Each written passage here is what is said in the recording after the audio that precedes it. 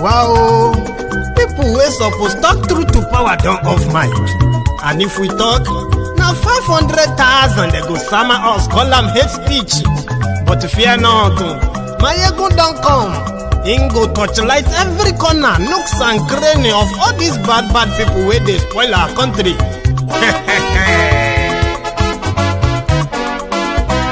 So my people make we loud, oh yo yo. Maiyegun don't come, oh yo yo. My people make we shout, oh yo yo. Maiyegun don't come, oh yo yo. Maiyegun don't come, man of the masses, oh yo yo. Maiyegun don't come, oh yo yo. Maiyegun diary Politico, oh yo yo. Maiyegun don't come, oh yo yo. This one not the off in mind, oh yo yo. Maiyegun don't come, oh yo yo. Can in the touchlight every corner, oh yo yo. Maiyegun don't come, oh yo yo. Okay, some people be they holla say they want the power. Chai. Them be promise us say we go get light and power. Nah. Them hustle sote they can't get the power. But now they know they do anything with the power. Every day, dollar just they get the higher power over naira. See them talk say make we off mind. But thank God say Maiyegun don't come. So my people make you loud, oh yo yo. Maiyegun don't come, oh yo yo. My people make we shout, oh yo yo. Maiyegun don't come, oh yo yo. Maiyegun don't come, man of the masses, oh yo yo. Maiyegun don't come, oh yo yo. Maiyegun diary Politico, oh yo yo. Maiyegun don't come, oh yo yo. This one not they off in mind, oh yo yo. Maiyegun don't come, oh yo yo. Person where they do evil, no one make person talk. Them say that Maiyegun, that man too they talk. He too they talk. Say Maiyegun diary, he they hot like pepper. But every day then they take money in bulk. Woman picking, they the street they hawk. Still them talk say make we no talk. But thank God say Maiyegun don't come. So my people make you loud, oh yo yo. Maiyegun don't come, oh yo yo. My people make you shout, oh yo yo. Maiyegun don't come, oh yo yo. Maiyegun don't come, man of the masses, oh yo yo. Maiyegun don't come, oh yo yo. Maiyegun diary Politico, oh yo yo. Maiyegun don't come, oh yo yo. Hello there. Good evening, good morning, good afternoon to you from wherever you're watching me from. Thank you for joining me tonight. This is Maiyegun live. You're welcome. So as you are joining, remember the reason why we always start the program with this short video, dancehall video or music is for you to get yourself ready. Okay, share the broadcast. If you haven't subscribed on Maiyegun's diary, do it before you settle into the broadcast. So that's the reason why we do that all the time. I believe some of you have done that as well. Share the video. Yeah, copy the link. You have to leave the chat, that live chat. You have to leave that, close it. Then you'll be able to see other buttons to use. Yeah, you can use the thumb up. Give me one before you continue as well. Mark register with a thumb up. Do that. Okay, copy the link, share it with your friends. WhatsApp, Facebook, Twitter, everywhere. So thank you very much for joining me tonight. For those who have read the caption of the broadcast, yes, it's a bit of all join tonight. So the conversation is going to be extended as long as my memory can help me tonight, and as much as the time will permit us. So relax, enjoy your moment with me, because I'm going to be taking them bit by bit, one by one, and piece by piece, just to let you know that the way we do it on Maiyegun's diary here is that no matter, there's nothing I'm going to tell you that is new to you. There is nothing I'm going to say or share with you that is new in true essence of it, right? But it is just the way we manage to dissect the information, right? Break it down, dot the line, cross the T's, make sense out of so many things, confusions that they push out there. Yeah. So we do that to help people make informed decisions. So that when politicians start telling you this, you can see through them. When people are disguising behind religion, you can see through them. And they cannot use that your own emotion or weakness of being human trying to trust, they will not be able to use it further on you. And by so doing, you will begin to ask questions, right? You begin to ask questions and you begin to demand for answers rather than any way of, diverting your attention from the real issue.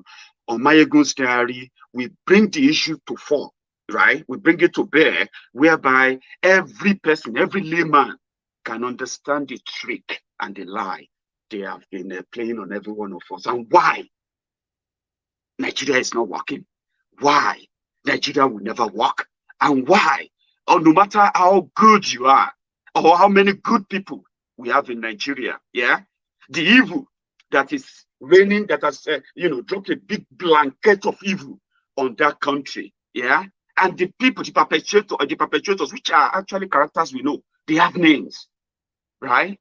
So they have done so bad, my brothers and sisters, that you can't really see the good people. Yeah, you can't really see the good people.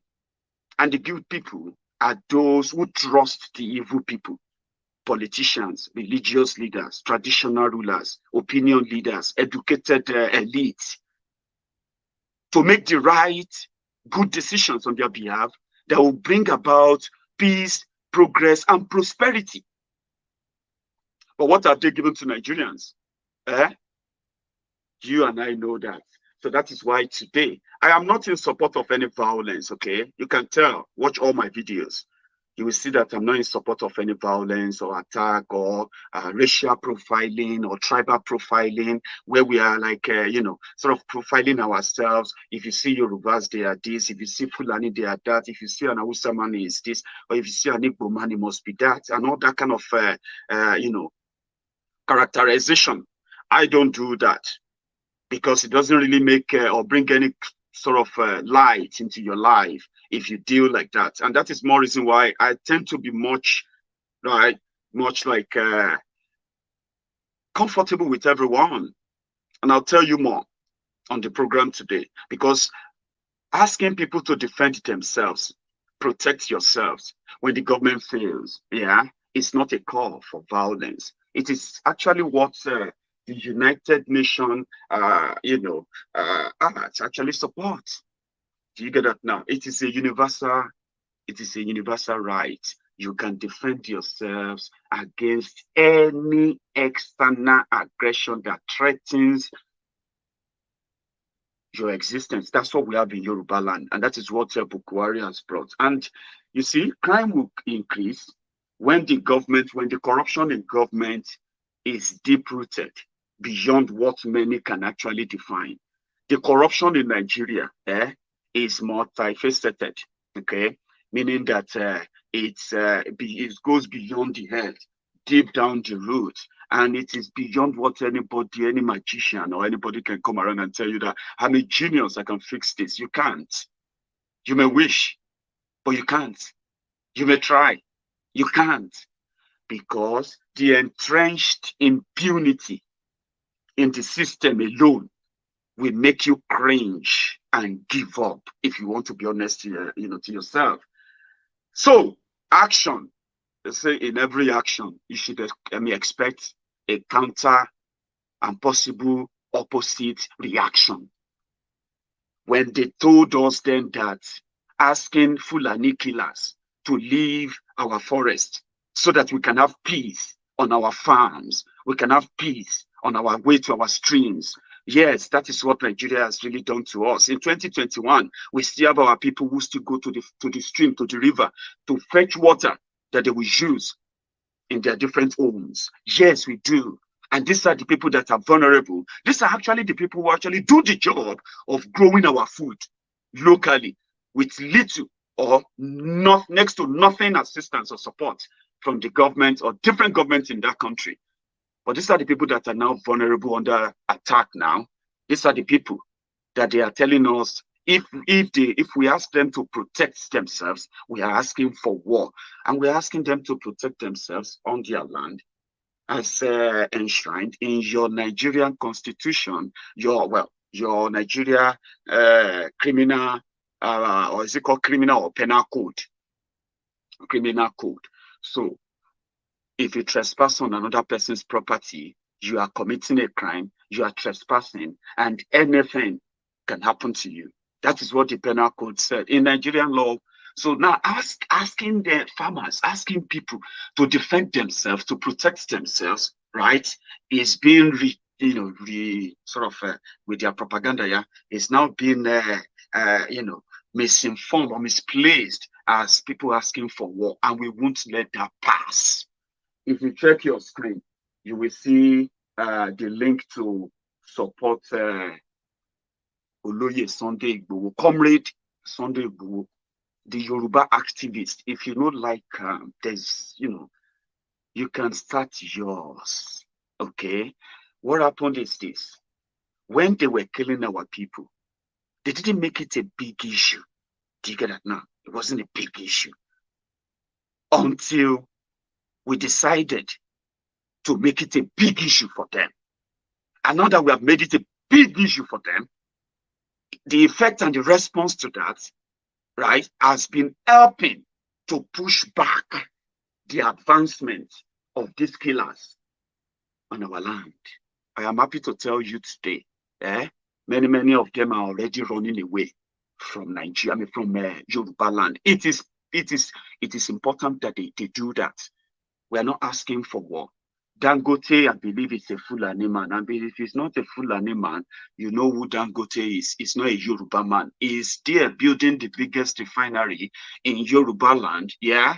And nobody is asking him to go. There are many of them who are doing periodic change in Lagos there, but doing periodic change in many of our cities across Yoruba land. Nobody is asking them to go because they are not kidnapping. They are not collecting ransom. They are not demanding that they be given land for them to be able to do their periodic change. Nobody is going after Fulani. We're not after Fulani who are doing their legitimate businesses across Yoruba land. And we don't expect any part of northern Nigeria, any part of this Islamic state in Nigeria, we don't expect them to go after legitimate Yorubas in their vicinities who are paying their taxes to the government there, because that is not what this is all about. We have killers who have taken over our forest. They have done so for years, but they've never had the audacity, they've never had the courage to come out and challenge us like they have been doing in the last 5 years, 6 years. And here we are. We waited for 6 solid years, 6 solid years before we started reacting. And the moment we started reacting, they tagged it us asking for war. No, we are not asking for war. We are preventing one. Because if we follow what you are advising us to do, to keep quiet while we get killed quietly, silently, one day, by the time we push back, it will be war. And us now pushing back after 6 years means that before we start it, you should feel the smell of it. We are not coming to Kano State to fight anyone. We are not going to Anambra to fight anybody. We're not going to Kebbi, going to Zamfara, going to any of these places to fight anyone. We are saying killer arts men should leave Yoruba land. How is that difficult? It shouldn't be, but we know why. But I have a good news for all of you, my friends, and my dear brothers and sisters, some Oduduwas. We have responded. We have a grace. We have an advantage. Yeah, we are educated. We are well traveled. We are well exposed. Right? We are rich. Okay, we control the media. Therefore, anyone, even those who are saboteurs among us in Yoruba land within the media, we can silence them. Because we have the capacity to, okay? Yes. And it is working. And that's the beauty of it.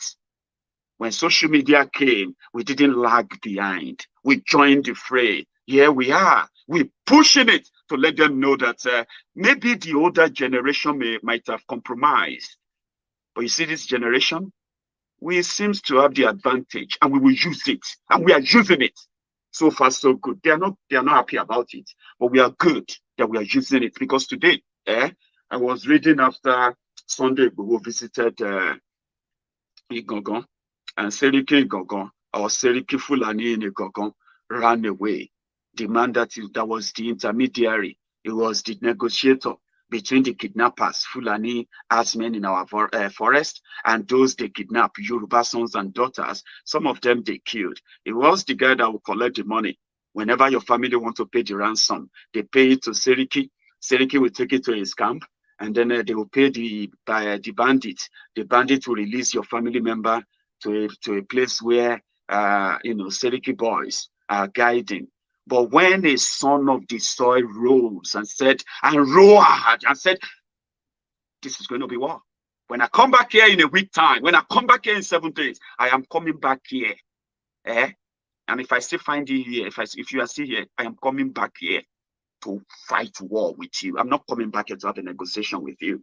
I'm not coming back here to do a peaceful meeting with you, because you don't deserve any peaceful meeting. No, none of them, none of these violent criminals deserve any peaceful meeting from anybody. In Yoruba land, you can go to Sokoto and do peaceful meeting. You can go to Kano. You can go and do peaceful meeting with them. You can go to Zamfara. But in Yoruba land, there is nothing peaceful with killers who are kidnapping our people. There is no explanation for it. A young man, well, not a young man anyway, a man who returned to Nigeria, this man from Edo State, you have read about him, Abi. He lived in America for 30 years. He's been going to Nigeria, back and forth many times, so it's no biggie for him. So the last time he traveled, he went to Nigeria.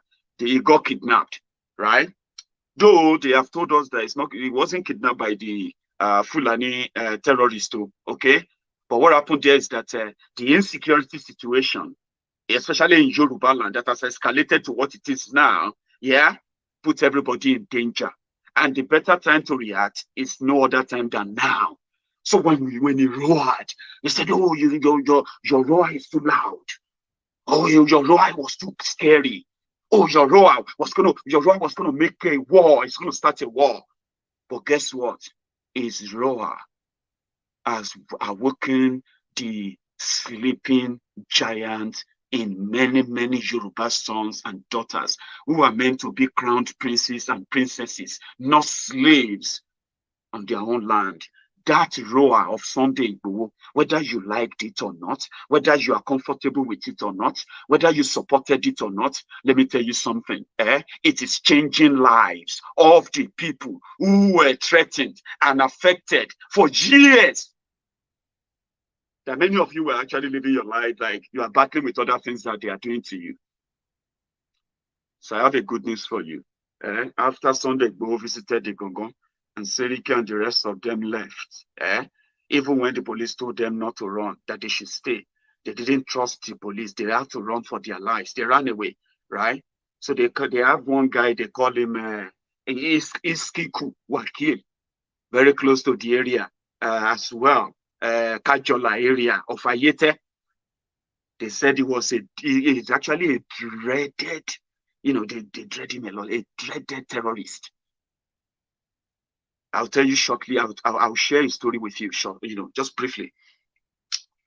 They said this guy, about 5 years ago, arrived at that forest in Kajola, in Ayete area of Okeogun, local government area, Kajola.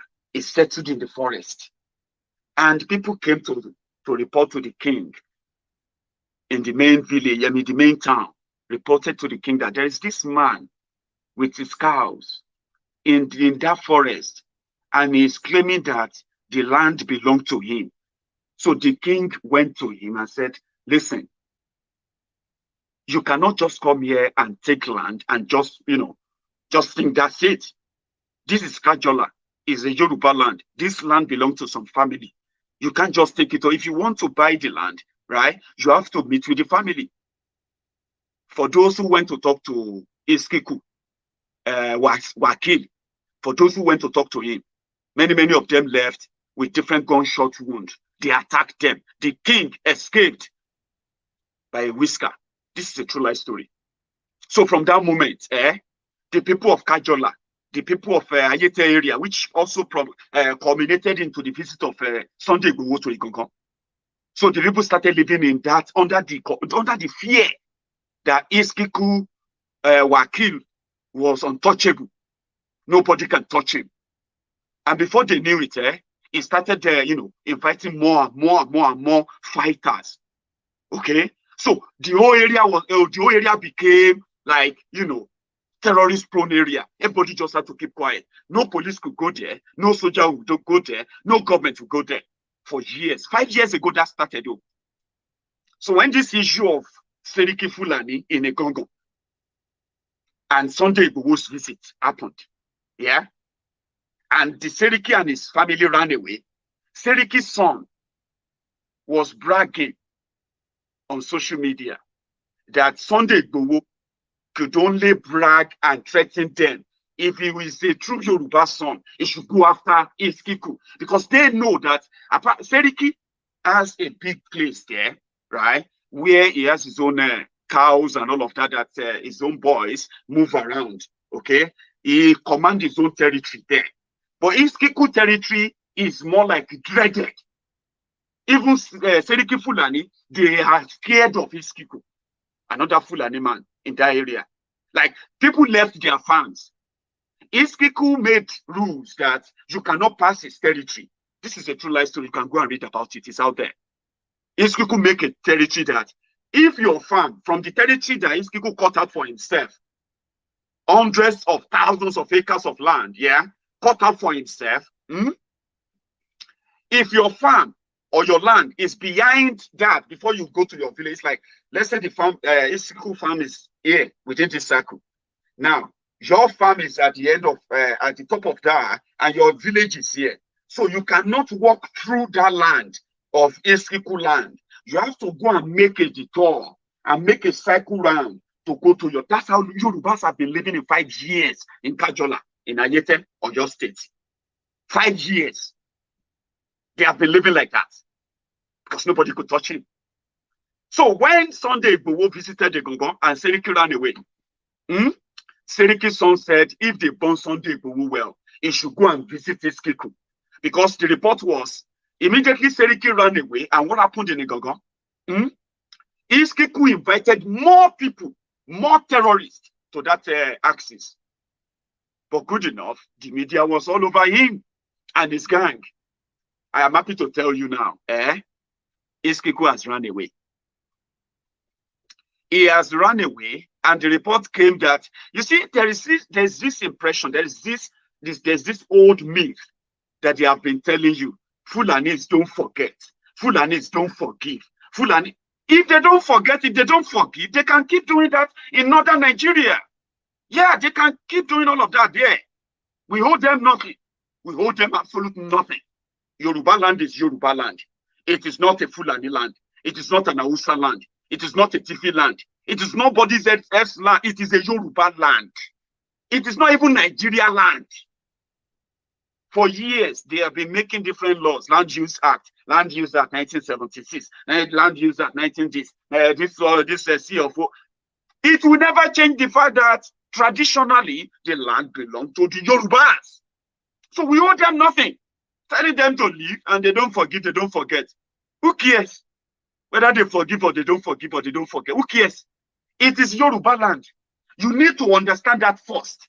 You are welcome to do your business on Yoruba land, right? You are welcome, peacefully. We are not against you. As long as whatever you want to do is not going to harm our people. It's a very simple request. Every sane, every reasonable person should be comfortable with that. Which one is they don't forgive, they don't forget? Oh yeah, now, don't forgive, don't forget. Come and do that in Yoruba land and come and do your we don't forgive, we don't forget in Yoruba land. Then we'll let you know that we too, we are like snakes with long memories. Do you get that now? We are snakes with long memory. So we keep record too. Yes, we do. You are welcome to do your peaceful business in Yoruba land. You are welcome to live within Yoruba land. You are welcome to live, like they are saying, you are welcome to live anywhere in Nigeria, as long as you are not a criminal. Don't tell us that we should accept gun-trotting, AK-47 carrying criminals as part of us. If we fail to accept that, then there's going to be consequences. You know what? Bring it on. Tell them to bring it on. Iskiku has run away. Yes, he will run away. In Ondo State, we have a report that they have arrested more than 100 Fulani terrorists with their cows, with over 5,000 cows arrested in Ondo State. And today, the news came, Fulani terrorists have kidnapped one of Akeredolu's special advisor. Somebody in Ondo State government is being kidnapped today, February 5, 2021. So it is an internal battle that you can try to be politically correct. You can try to be here, you can try to be neither here nor there, but the fact will still remain the same. If they don't want to bring peace, they cannot stay with us. It's as simple as that. That is not too much to ask. That is one.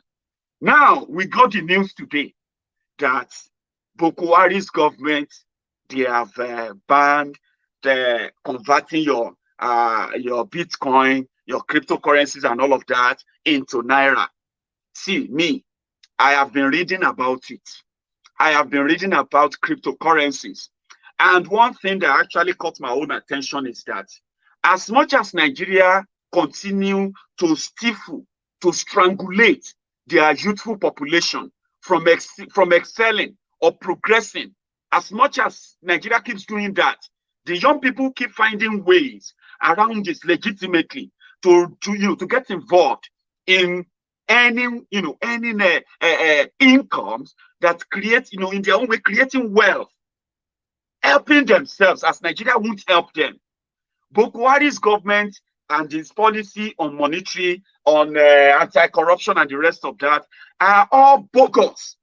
Every policy they have that they said they are having to help the economy of Nigeria in the last 6 years, my brothers and sisters, yeah, if the policies have been working, why then do you have more people in poverty in 6 years? Why then do you have more children out of school in 6 years? How come they haven't added an extra 1 gigabyte of, did I say gigabyte? Megawatt of electricity in 6 years? How come that your president still need to go abroad to go and what? To go and get medical attention? I mean, look around you, okay? All the policies, Trader Moni, market money, Empower, and so many other bogus, funny poverty management policies they have brought to Nigerians. In 6 years, more people have fallen into poverty. More businesses have folded up. More people have lost their jobs. More people have gone into crime. But young people are still trying to succeed. But here you are, Nigeria. Nigeria will kill you if you don't kill Nigeria. Some of you don't know that word properly. That is why you always become so defensive every time you hear that phrase, kill Nigeria or Nigeria will kill you. If you don't kill Nigeria, Nigeria will kill you. Either way, you have a choice. When Meffy came in, Meffy, the CBN governor, sorry, Oduduwa has arrived. I have seen your super sticker. I'm sorry I didn't acknowledge that earlier. Now, I have also seen that of Emmanuel Adeshino. Thank you so much. Oduduwa Agbewa, thank you so much. All of you, you don't have to give me super sticker or super chat today. You don't have to. But you see at the top of this comment, at the top of the comment, you will see the link to the GoFundMe, where we are trying to raise £100,000. Okay, you can please give that your donation to this noble cause. Okay, because I am strongly in support of that. I'm strongly in support of anything that will help those who are ready to defend Yoruba land. I don't care what name you want to give to them. Okay, so I will appreciate that more. So thank you for those of you, for the two of you, Emmanuel Adeshino. Thank you very for your generosity. Please use that link. Just click on it. It will take you to the place, and you will likely be able to do that while you're also watching this broadcast. Okay. When they came in 2015, first thing they did was to destroy the naira. Okay, to float the naira. They called it floating naira. That policy was that there were those who automatically became middlemen between legit businessmen, right, and the central bank. Legit businessmen who need access to forex.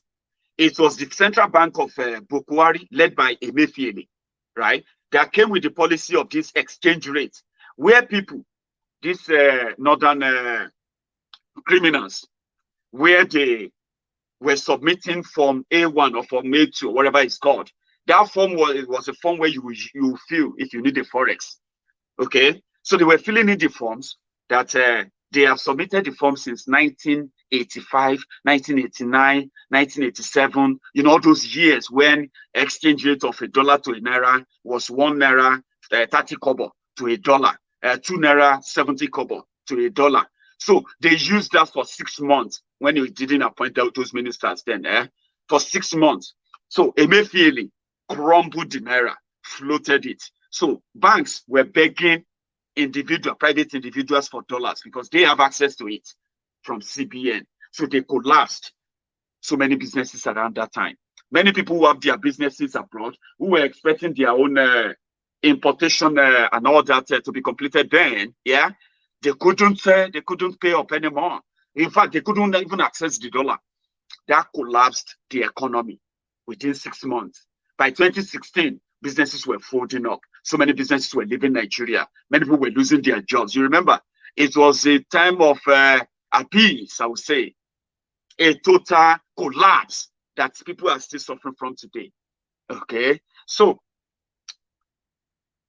before you know it, naira to a dollar jumped from 197 naira to a dollar, jumped to 400, 500. A pound to a naira, which was around 230, 250 naira in 2015, jumped to today, 645 naira to a pound. If I want to send you 1,000 pounds right now, you will go and collect 645,000 naira. In 2015, you will collect 250,000 or 230,000 naira for the same 1,000 pounds. So no wonder food inflation and so many other things that have affected the livelihood of the people, where poverty has now snowballed. So they didn't start today. And for so many people, when they make all these decisions, like when they did during the NSAS protest, what they did during the NSAS protest was that they tried to block the cash flow that supports the protest. In the process, they tested it and it worked. Now, they realized that people can still raise funds. Yes, they can still raise funds without using a Nigeria bank or Nigerian naira or what have you. And that is the effort they have now put in place, that even if you have any money raised in Bitcoin, you cannot convert it to naira. But the injury they are doing is that they are not just doing that to those they suspect to be having money from abroad, because that's the intention.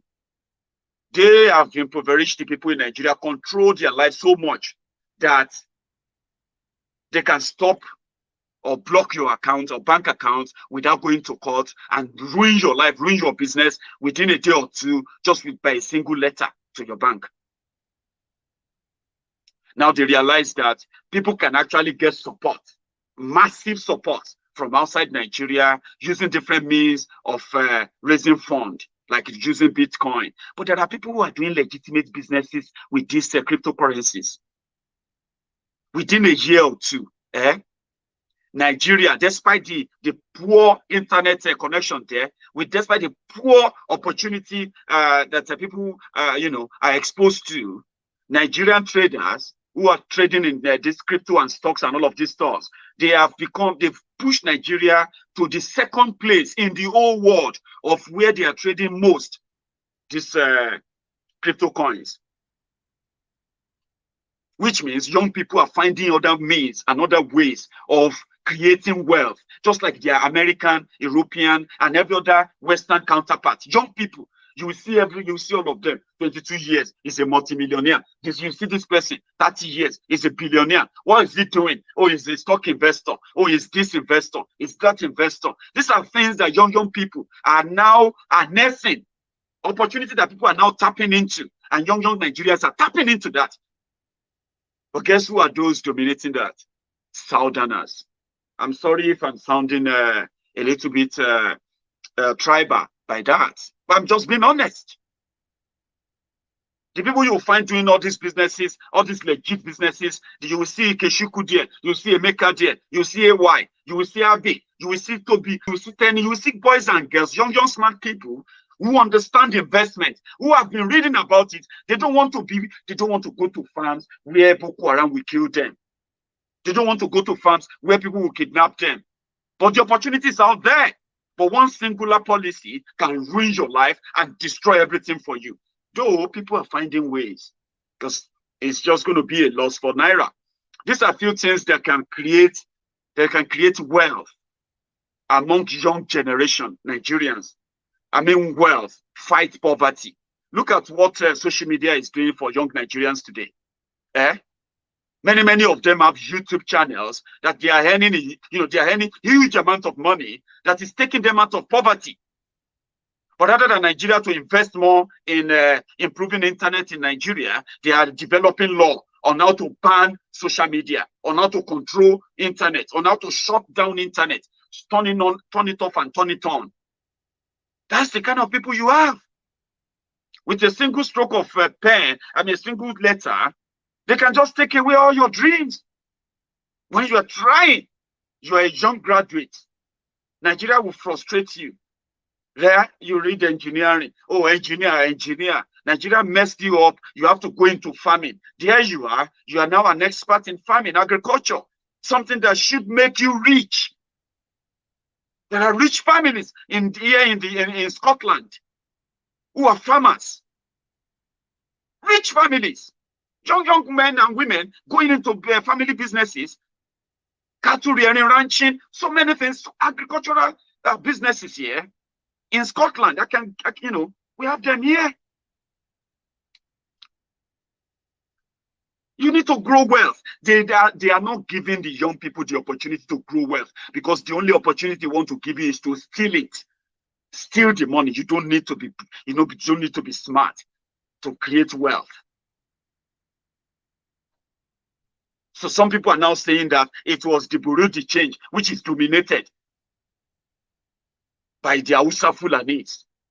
How selfish.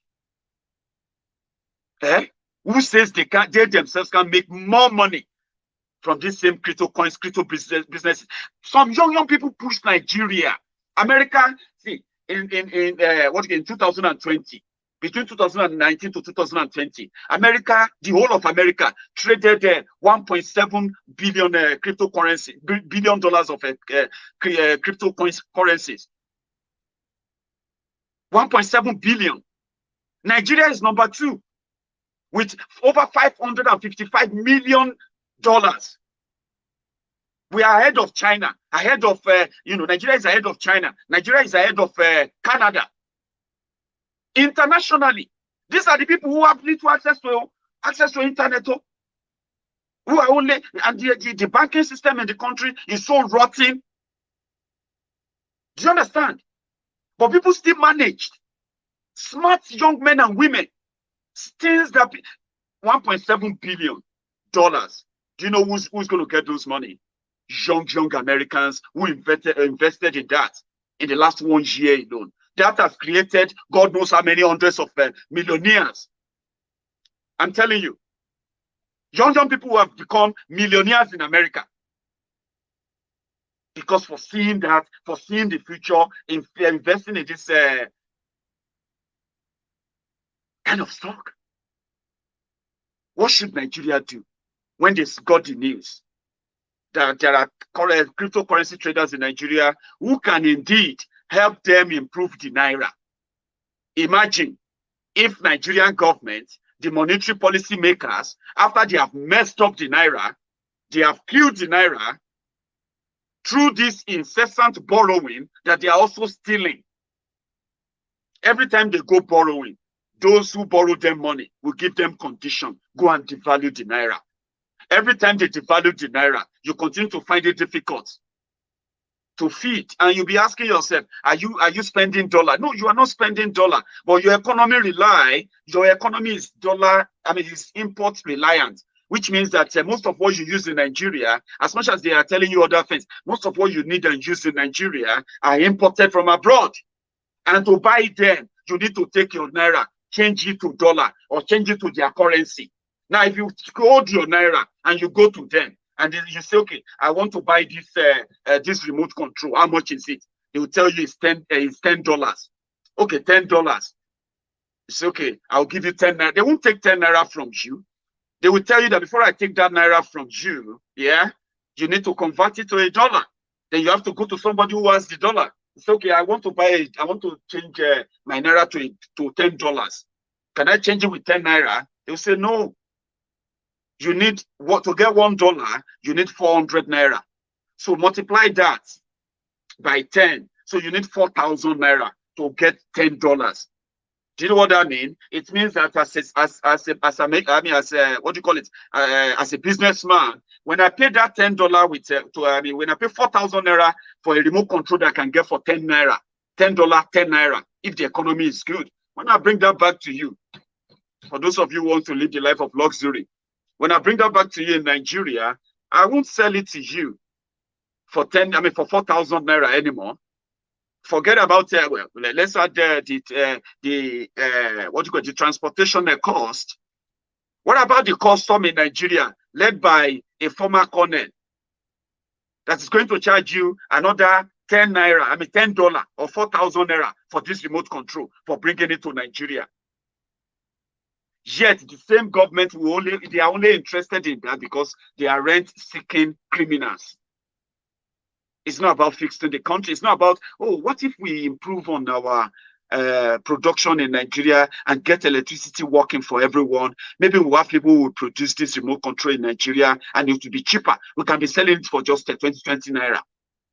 They won't think like that. Somebody told me and he said, do you know my worry for Nigeria is this? As much as people are complaining about everything right now, oh, the world is collapsing, oh, everything is bad, no, it's so terrible, that you know what, Maiyegun, the next person that will come after this one will even be worse again. And Nigerians will still turn around and be saying, hey, God, hey, this is worse. But they will never have the ball to break the chain. I was like, well, I think we are getting there. Yeah. At some point, you push people to some point, and then you get to a point whereby they will turn around. It will be like, if I die, I die. If I perish, I perish. Be like, say, this one is even worse than being dead. So it's better we face. And I think they are pushing people to that level. So they don't want you to be out of poverty. Suddenly, I don't know, my viewers, my audience just jumped from those who used to watch me from Nigeria to the top of the table right now. Okay. Just months back, the highest audience I'm having were from the United States, from the UK, from Canada, from Australia, from Germany, and a few other places here in Europe. But the last 2 months, I've had a surge in visits from Nigeria. So I'm saying this to you today. They don't want you to be out of poverty. That is why whenever they tell you that they are fighting poverty, they are not. When you're fighting something, when you're wrestling with something, there should be an improvement to show that you are in control and you've punched it to the ground. Not romancing it, because what they are doing is this. First, they said they were going to lift 100 million people out of poverty in 10 years. That's a lie. Okay. They have borrowed more money than any government from 1960 to date. The money borrowed by Buhari's government in the last 6 years is more than all the money borrowed by all governments since 1960 to 2015, times 5. That's what they have borrowed. Nigerian debt is now going now to about $110 billion. So, and they are going to borrow more. Nobody is buying Nigeria oil anymore. They are even making it as if it's a giveaway now. Just give it away. Whoever is going to just go and refine it, they can keep everything else. They should just bring us petrol, okay, and sell us the petrol. That's what they are doing right now. It is so bad, yeah, that they are now looking into selling government properties. You see all those train stations and all of that, that they borrowed money from China to build, and you are owing China. They are now considering even selling everything to China or selling it to anybody who can pay more money, give them more money. Do you understand that now? So what that would be is that the naira before December may actually cross 1,000 naira to a pound by December 2021. Okay, and if it's not up to 1,000 naira to a pound, it may just be like maybe 989 naira to a pound. Do you understand that? That would also like increase the hardship. So how do they plan to take 100 million people out of poverty by sharing 20,000 naira or 10,000 naira to them so that they can be out of poverty? That is the solution suggested. The solution suggested by Pastor Ruga Ikene Shatabandu, the fake pastor Oshibade himself, economic advisor to Buhari, professor of law, economic advisor. And part of the economic advices that Oshibade has given to Buhari in the last 5 years are trader money, market money, Empower 1, Empower 2, what else again? Bandit money, repentant Boko Haram money, and so many other few other free catches that they are giving people. But guess what? The World Bank and so many other international organizations have told us now that with the level that Nigeria is, by the time Buhari will leave your government in 2023, if you manage to see 2023, by the time they are done, another 10 million of you will join the already 124 million in poverty. You see, poverty is what they are telling people to embrace. Do you get that now? When it got to a stage, and it is so unfortunate, by the way, when they make all these policies that affect and kill businesses and kill dreams of young people, there are many young people who are into these businesses who are pretty much Buhari Buhari themselves, the Buhari Denotus and Buhari Dijatus, the Buhari Shukus, the Ngoziaris, the Unekaharis. Okay, they are also into all these small hustle that could take them out of poverty, but they support the government that is killing them because they have no idea that they are killing themselves. They are embracing poverty. They will ask you, why you serve the chop rice? Why is it that rice you want to eat? Say a bag of somebody say a bag of rice is now 42,000 naira. I say, nah lie. It's not 42,000 naira. I bought this very beautiful Kebi rice yesterday for 22,000 naira in my area. You people can lie. I say, but Baba, now 7.5 you buy the same bag of rice for 2015 until change happened to you. Say, well, must everybody eat rice? Poverty fails. Why their own criminal APC, Ebekebe criminal leaders are flying in private jets, you know what I mean, building palaces, building themselves, buying themselves choice properties abroad. The Buhari Danes, the Buhari Dideris, the Buhari Denotus, the Buhari Jitijatus. Yeah, the Lagos Abobakus, Israel, the Oshogbu Alimajiris, the humbled slaves, the sophisticated morons. They are affected. They are affected. Some of them have not been paid, even though they are working for government. They are affected. Some of them, they are now jobless because they lost their job under these criminal policies, all these policies that are killing you, turning you into poverty. But they are saying, change takes time. That's another drama. They will tell you, change takes time. I'm like, of course, it takes time. It takes time. Don't worry. But we can actually see the change on you already. It's already happening. There's a change starts with me. Of course, it starts with you. We can feel it. We can see it. We can see it. But look at the situation. The situation there is beyond comical. It is gory. It is sad that young people who are supposed to be, to be ambitious. Do you get it? We're supposed to be ambitious. We're supposed to be, unstoppable. They are now hovering under the banner, the evil blanket of the evil government that sees them as a threat. So because some people are into Burundi change, who are the people who are even sending the hard currencies? Maybe us. Why? How come that their Burundi changer, in northern Nigeria, when you go to Kano, when you go to Sokoto, all these places, what their Burundi chains are doing is they are laundering money for politicians. Politicians will bring the money. The Burundi change guy will transfer the money for them, clean the money for them. In southern Nigeria, we are those who are living abroad, the southerners who are living abroad, the diasporans who are sending money, these hard currencies, these hundreds of millions of dollars every month, billions every year, tens of billions of dollars every year, all over the world. Who are those sending the money in the south? Are we not the ones? So if we choose not to do Burundi change again, if we choose not to go and change money from Aboki again, well, of course we can do that. Because Aboki should upgrade and join the crypto business in a way that he can even make more money for himself too, isn't it? Are we not the ones sending the money? How many Suleiman and all of that do you have out there really doing? When you see them out there, I'm not really kind of being cocky with you, okay? That's the only way I can present my fact without being politically correct, okay? Because the chunk of those guys you see out there, when you see them in London, when you see them in the US, they are on government scholarship, the same government scholarship that you probably will be dreaming of or doing fasting and prayer for in your churches and in your mosque, right?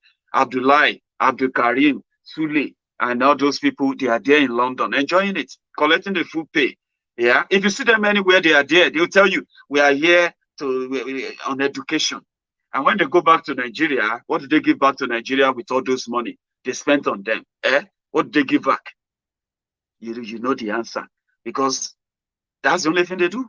They send them out here. They say, oh, we are sending them out on a scholarship, blah, blah, blah, blah, blah, institute. Use your Nigeria money, the money they are collecting from the federation account. Then they share the money, send them over here. Not because they work here to send any money back to anybody. They live off the government. 90% of them, and I can say that anyway. I don't need you to correct me on my statistics because it's true. You just need to come out and prove it to me that you know one Abdullahi who is not on scholarship from Kebbi or sponsorship from Kaduna governor or Kaduna state government or the federal government institute of blah, blah, blah, blah, and blah, blah, blah, blah, blah, blah. Compare him to Emenike, or compare him to Uche, compare him to Maiyegun. Maiyegun who has to do everything to take care of his family, pay up his bills, because he's not waiting for any monthly subvention from anywhere, any government houses in any part of Nigeria. Think about what I'm talking about. After taking care of our own bills, taking care of our families and all of that, yeah, we still have to pack some naira, some pound sterling, put them together, help friends and families, random people back in Nigeria, send money into that economy. You know what I mean? Yes, we are the ones sending the exchange rates, and we can choose not to send it through any Aboki anymore. We can get our people to get the money elsewhere. Another thing they have done is that they have stopped you from directly crediting Naira account from abroad because they have run out of Forex now. They've stolen everything, right? The oil is not selling anymore. When they borrow money, people are not giving them the cash anymore. They attach the cash to projects so that they themselves just have to put something into the budget, just to pretend that they're having a budget of something they want to build. Meanwhile, the people giving them the money for the project, borrowing them the money, will give them condition, go and devalue your Naira. We cannot be borrowing you money, and your Naira will be doing a big boy beside us. Your Naira is a trash. We cannot be sitting together on the same side. Go and devalue it if you want us to borrow you money. That's what they are doing to Nigeria. That's what Buhari's government have done to Nigeria so far. Do you understand? Whenever the World Bank wants to give them any chicken change that some of them parading themselves as your leaders can actually write the check.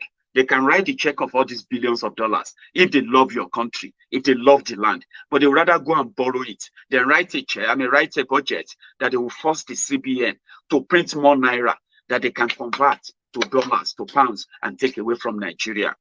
As if to say they are feeling like Nigeria is going to end anytime soon. Do you get that now? That's what they are doing. They will write budgets. and they will tell you we are going to build this, it's a lie. Behind, they will take that same budget and go abroad and start begging people for money. Please, please help us.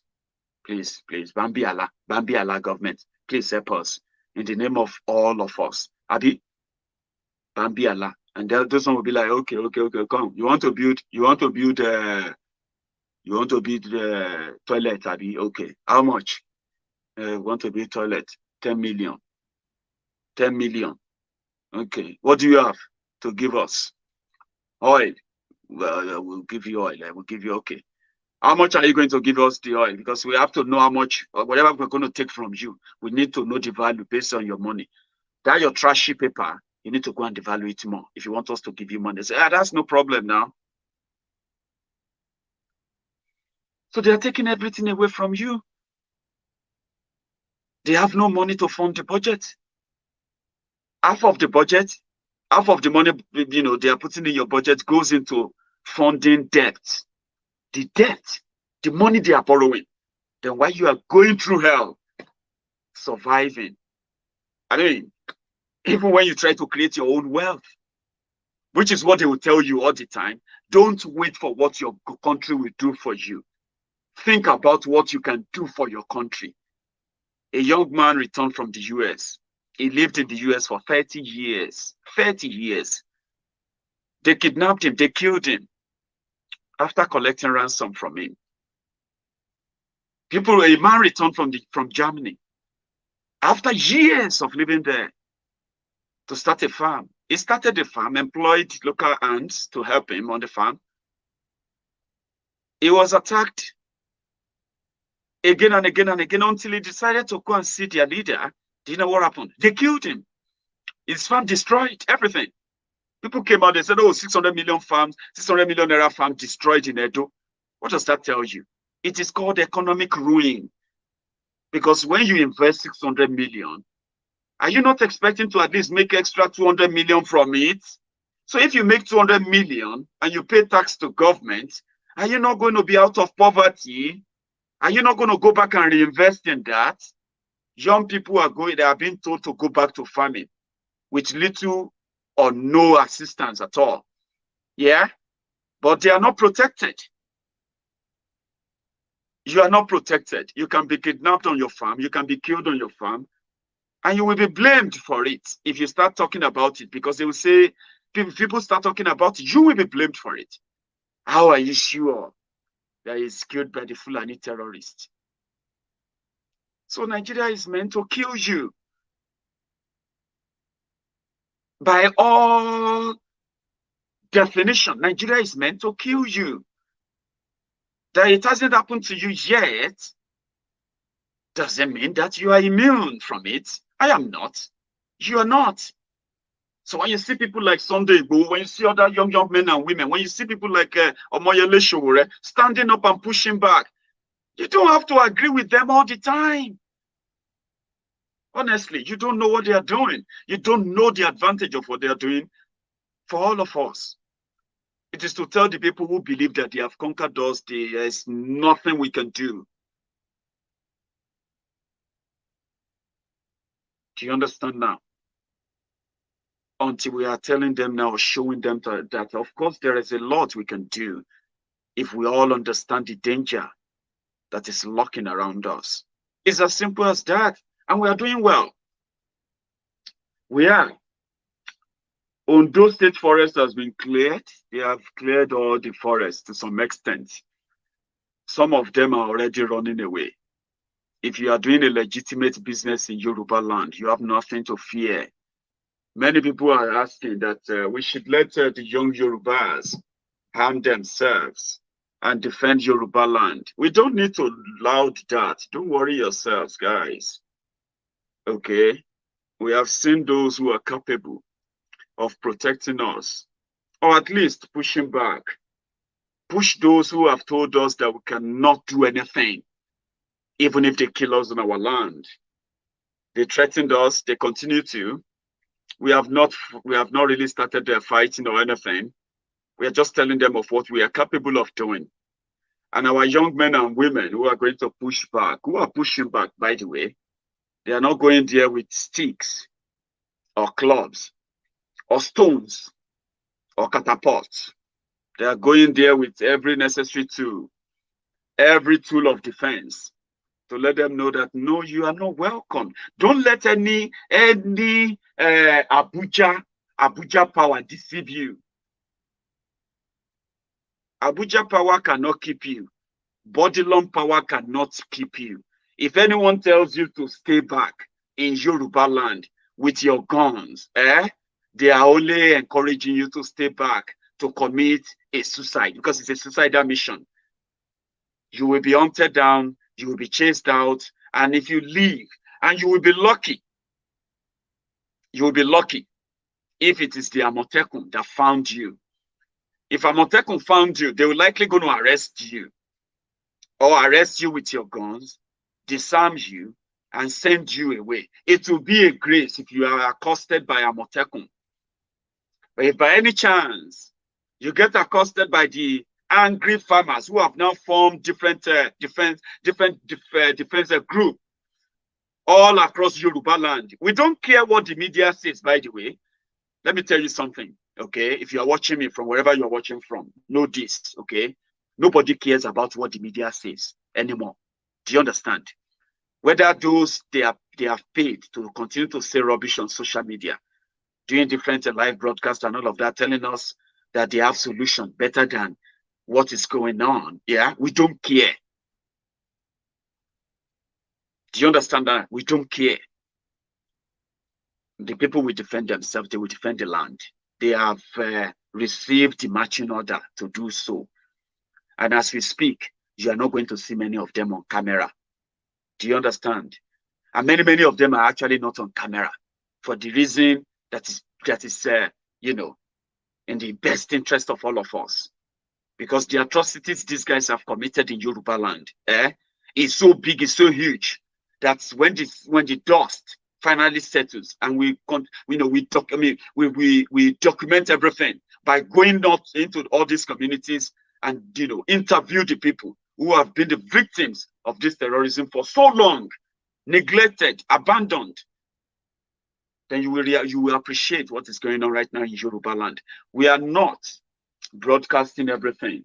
The ones we are sharing with you are the ones to us just to brighten your mood, the ones to let you know that Yoruba land will be safe, whether they like it or not, whether the politicians support it or not, whether the traditional rulers support it or not. But we are so grateful that despite our fear of sabotage and compromise, we have been receiving good and encouraging support from all our traditional institutions, as well as some of this political class too. On the ground, they are writing the check. So this online fundraiser and all of that, they are those to show that diasporans can reach out, and there are many ways we can. One of them is what you have just seen. The cryptocurrency and all of that they have banned. Oh, they are so daft. Okay, they are. And, it won't stop anything. If the government failed to protect the people would protect themselves by every means they have. Do you get that now?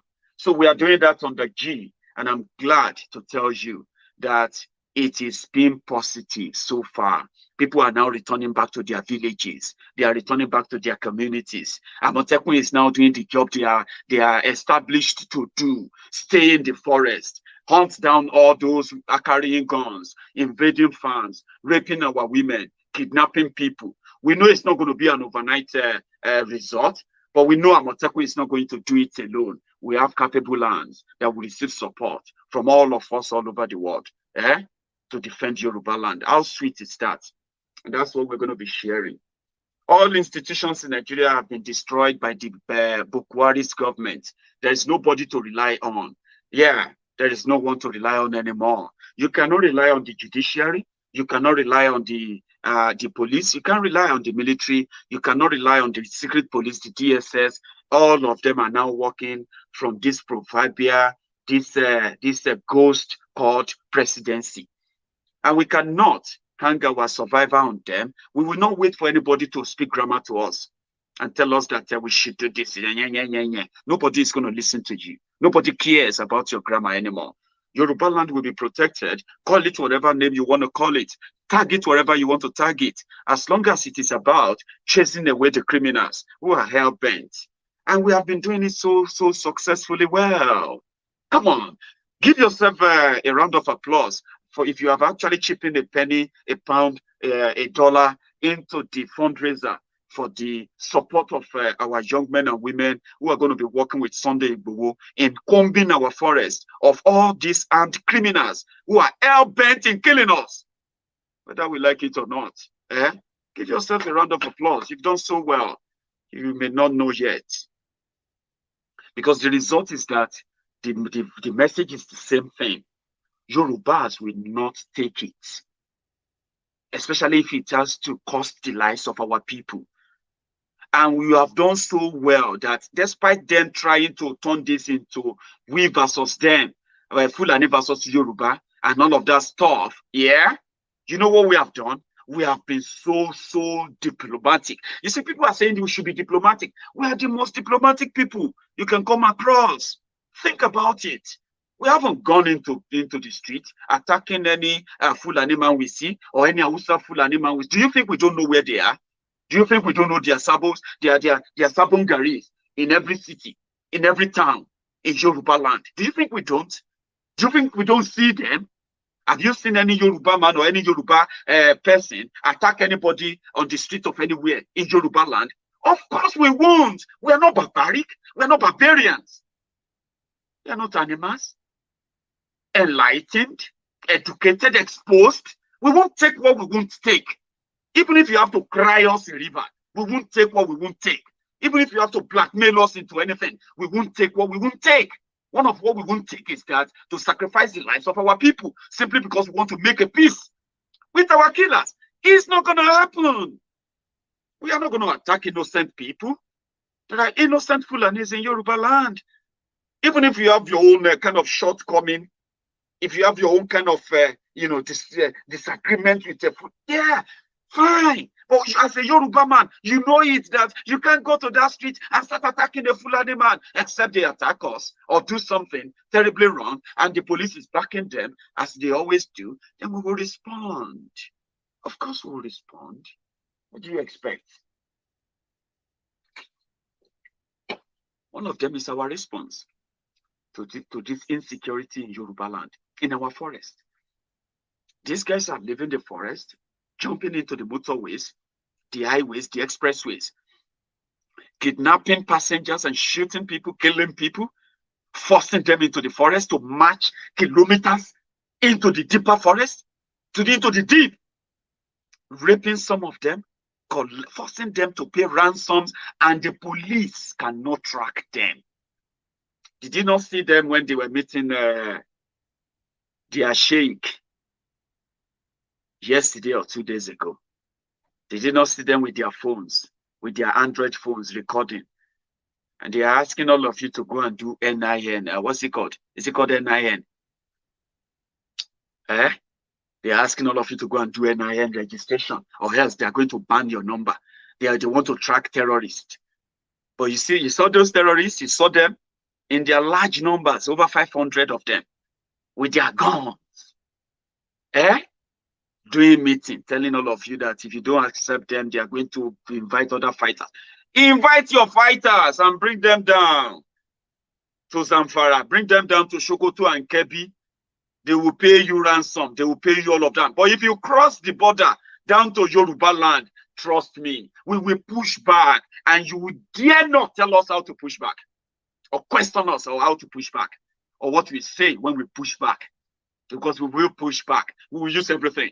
We will use our media, we will use our hands, we will use our youth, we will use our charms, we will use everything, we will use our experience of our territory, we will use everything to push back. That you are going to sit down and you are going to see Fulani terrorists having a meeting with anybody in Yoruba land, holding guns, telling us how to do it. Even the politicians that we invite them to Yoruba land, they will be sacrificed with those that will be sacrificed when that time comes. It's already here anyway. They dare not. Yoruba land will not become a place where Fulani terrorists will sit down in large numbers with guns, and you will see our royal fathers, our politicians doing meeting with them, or maybe our Baba Geos, or our own Sheikh too in Yoruba land. They will be. It will not happen. Take it from me. Before you get to that stage, you should know something will happen. And as I'm talking to you right now, a lot is happening. And the reason why people are taking and resorting to this is simply because there is no working institution in Nigeria. There's nobody to turn to. People are now on their own, and they know, and they are not denying it, and they are taking action, and they will get support from all of us. They are running away. I was waiting for a time that Oloye Sunday Igboho will come out and tell us that he's going back to Kajola, Ayete, to go and see Eskiku. The man they told us is untouchable. Nobody, no Yoruba, anybody will touch him. Nobody even touched him. He ran away. Some of them are already running away from across the forest in Yoruba land because they have no business there in the first place. The only business they have there is to perpetuate criminality, kidnap, kill, rape, and all of that. Some of them are still left. We will fish them down. We will fish them out. We will flush them out. Trust me, we will flush them out. I'm saying it because I believe it. Do you get that now? And many of them, you are not going to see them on camera. There will be no camera. You will read about it. People will return back to their farms. I didn't know that some of our people are already running away from their farms. Me, I was sitting here, talking about displaced people in Kaduna, displaced people in Zamfara, displaced people in Kebbi, displaced this and that, IDP camp here and there. I didn't know that they have displaced our own people from their farms in Yoruba land. And I was here shouting for a whole year. I didn't know that our people are already running away from their farms in Yoruba land. Now that we know, it will not continue. Wherever they have run away, those who sent them away will be flushed out. How can you then call that violence? How can you call it violence? We are not going after anybody on the street. We are going after those who are coming after our lives. If you are a Muslim, if you are a Northerner, if you are from all this place, if you are a Fulani man, you should be one of our supporters right now that, yes, Maiyegun, you are right. Apart from the fact that it is now outdated to be walking about with your cows in the name of pastoral grazing or whatever you call it, apart from the fact that it's outdated, it doesn't make any sense, any rational sense for any human being to move into a forest and say, I own this place and I can do whatever I like with that. Of course, it's not possible. So you as a Fulani man, if your forefathers have told you that it is in your nature, it is in your blood to roam about, to move your cow about, and nobody should stop you, nobody should hate you for it. Baba, watch me very well. I am a Yoruba man. It is in our nature and our culture, not to welcome any of those kind of culture that destroys our farms, destroys our crops. So it is in our culture to reject you, to reject your culture. If your culture, tradition is to move your cows and feed your cows, and feed our crops to your cows, it is in our culture. Do you understand? It is in our culture to push you back as a Fulani man if you think it is your culture to come in. Now, do you know that we can actually live in peace then? You as a Fulani man, me as a Yoruba man, if you respect my culture and I will respect your culture. So if you want to roam about, go and roam about where you know you have your land. Do you understand? I will respect your culture. But if your culture says you have to match your cows onto my farms, and if I ask you to go away, you can use your gun on me because your culture says I shouldn't tell you to go away. Then my culture says, if you bring out your gun, I will bring out my gun. Do you see that? Do you see that we have something in common now? So you shouldn't call that war. Okay? Don't say, because you think somehow your culture, whatever that culture is, a Fulani culture that says you can carry AK-47 and match your cow anywhere What a wonderful culture. We also have a culture in Yoruba land and so many other land that if you trespass to my land, listen, if you trespass onto my land, my culture says I should shoot you and kill all your cows. And I know you will push back as well. But so far you trespass on my land, you won't win anything. Maybe your culture didn't tell you that you will not win. Even though government may be promising you that you will win, don't worry, we are backing you. Ask Seriki of Igangan.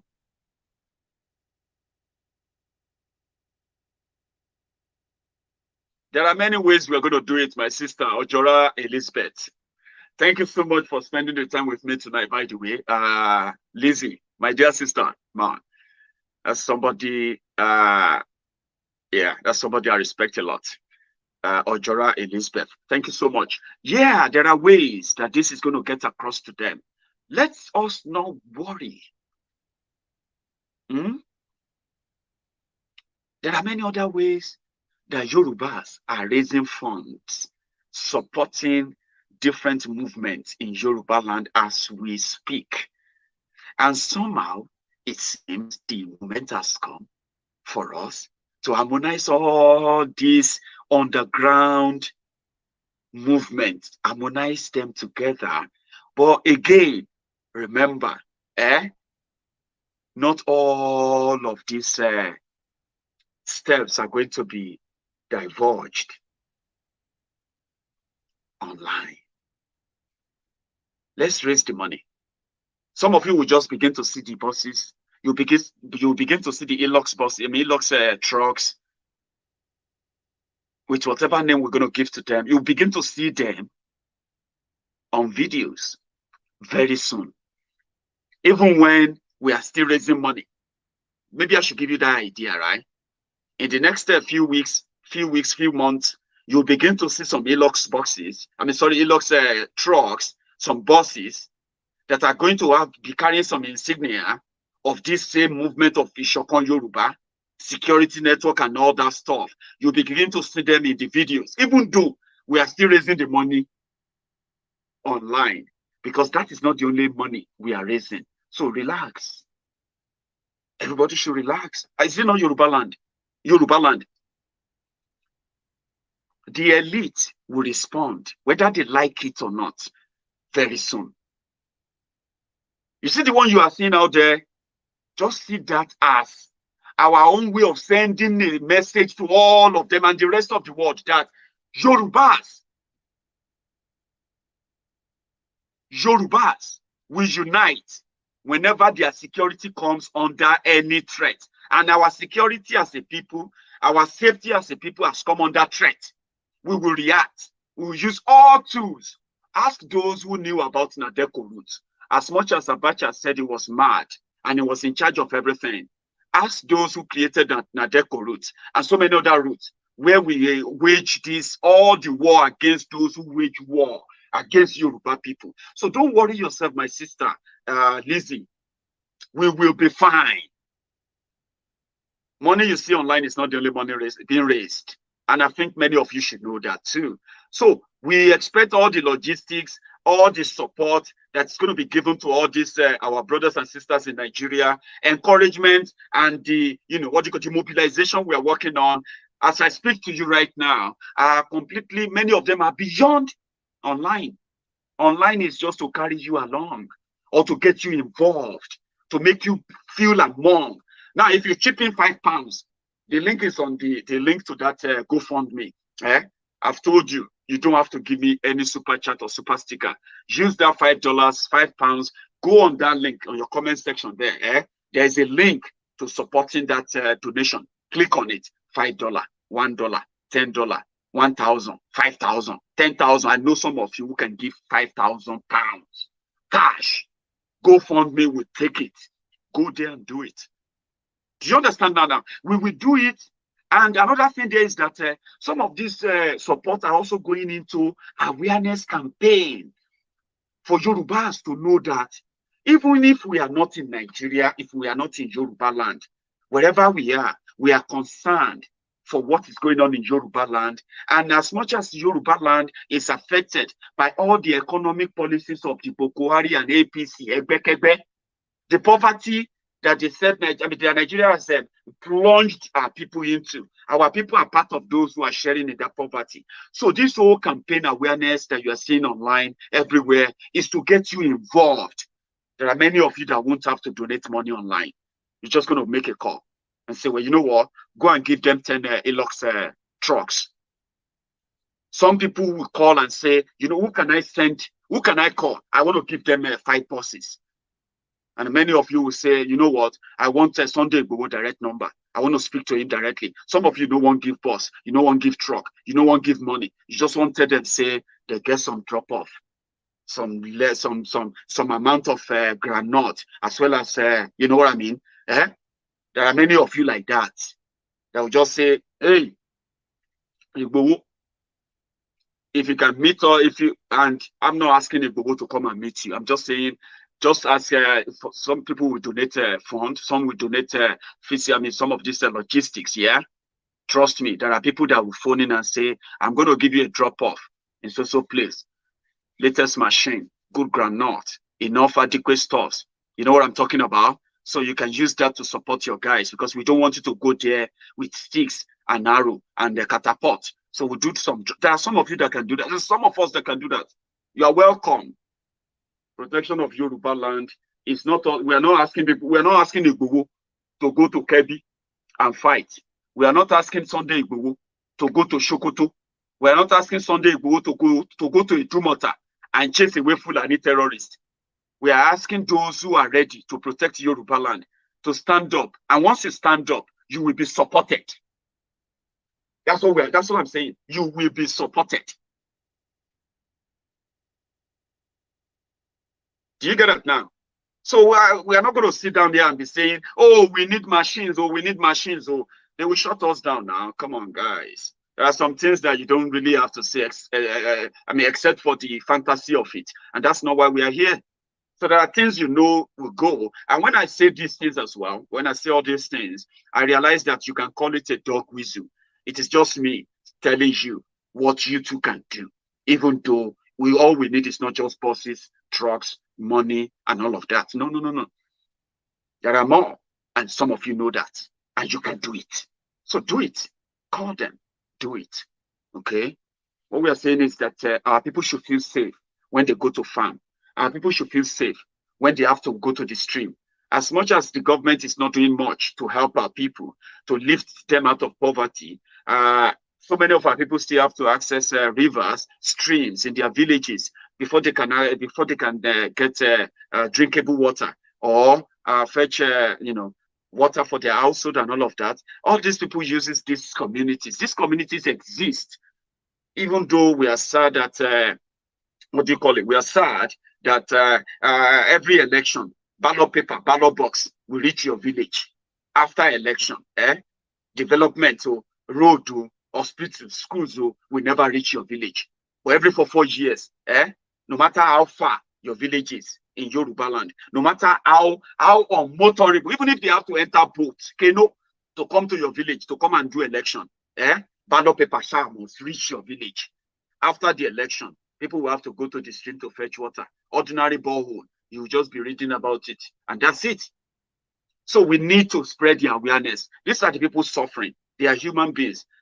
Most of us came from these villages before we got to be known as who we are today all over the world.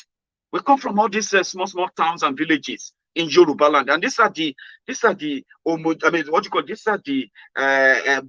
integral part of Yoruba land. The people that really makes Yoruba land, the black pot that produces or produced some of us this white snowy pap that you see all over the world. Like, I love this guy. I love Maiyegun.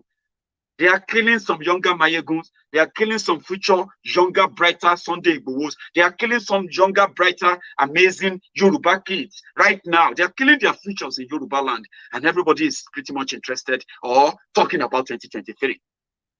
So we're not going to let that happen.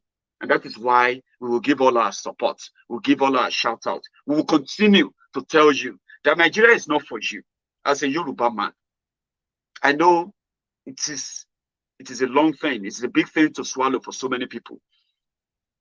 An acceptance that is so great to take in. I understand. But you are going to come to that reality someday. Okay, you are.